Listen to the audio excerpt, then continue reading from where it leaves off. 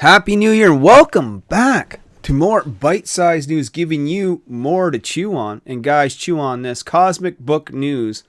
There's a little article that says, Star Wars, The Book of Boba Fett, another Disney Plus disappointment. Now, we're going to go live later tonight. So if you happen to see this on January 3rd, we're going live later tonight. We're going to have the chat of Boba Fett where me and the boys, we're going to talk about the show and give our breakdown. But let's see what these guys have to say here first. The first episode of Book of Boba Fett has been released on Disney Plus. And sadly, it's another disappointment following Marvel on the service. The episode comes off as pretty lame and low budget and does nothing to leave me wanting more.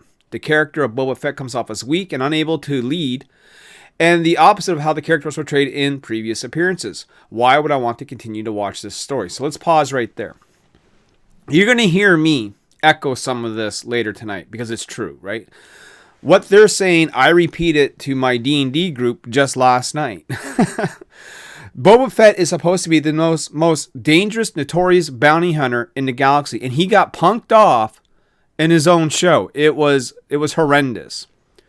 Let's continue reading though. But hey, Ming-Na Wen, Fennec Shan, is badass and the best character in the show.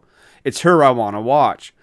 Get me back to the Bactapod says it all. So here's the thing. She's the one that's sort of doing all the action when it should be Boba Fett. Just saying. The flashback scenes, of which there were many, were pretty decent as we get to see what happened to Boba following Return of the Jedi. But they should have done it with more with the Sarlacc scene, but since the episodes are so short, and the season only consists of 7, they can only do so much. So if you haven't watched this yet, spoiler alert, right? I can't talk about the Book of Boba Fett and not give out spoilers. But he does get out of the Sarlacc pit. They show you how it's done. It's very quick. It looks fucking stupid. And the shows are short. They're like, well, so far, at least the first one was 30 minutes, Also, the majority of the episode featured Boba Fett's helmetless. I found whenever Morrison donned the helmet to be rather lackluster. Why bother wearing it? Listen, the thing that made Boba Fett cool back in the day was you didn't know anything about him, right? He was mysterious. He was only in like the original trilogy for like fucking 3 or 4 minutes on screen. But what made him badass was the mystery that surrounded him. And then when the prequels came out, they completely took Boba Fett and rammed it up his ass. Just saying. The present day scenes were really bad, especially the big fight scene with the wannabe Assassin's Creed goons. Who would have had any respect for Boba Fett after watching that? Boba Fett has become a wuss. All true. And at the Katina scene, while cool, it felt like it was just thrown in there for the sake of nostalgia. It was much too quick. Move along. This may not be the Boba Fett that you are looking for. They give it here a 5 out of 10.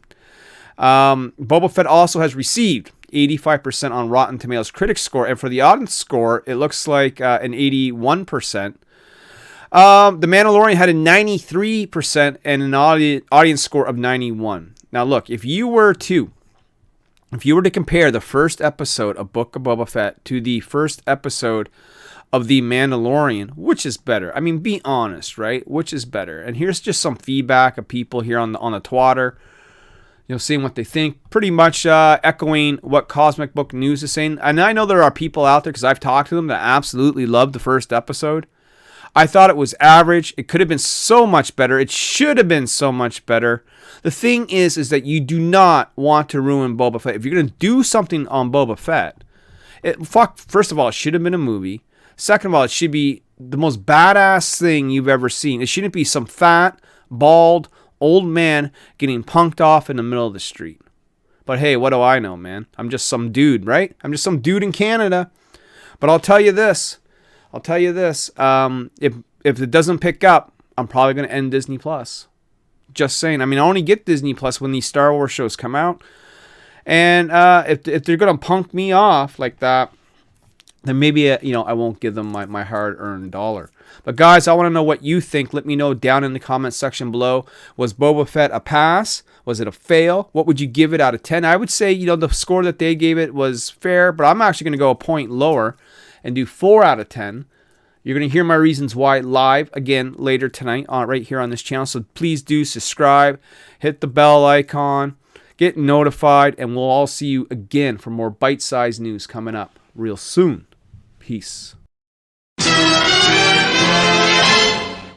All right, guys, I just want to let you know that Nyobi is finally in comic book shops as of Wednesday, the past Wednesday. So go to your local comic shop, get Nyobi in your life from Exciting Comics number 17, published by Antarctic Press. Big, huge thanks to Antarctic Press for this honor, and look forward to more Nyobi from Antarctic Press in the future. But for now, get her inaugural debut, Exciting Comics 17, in shops, $4.99. Get some Nyobi in your life today. Peace.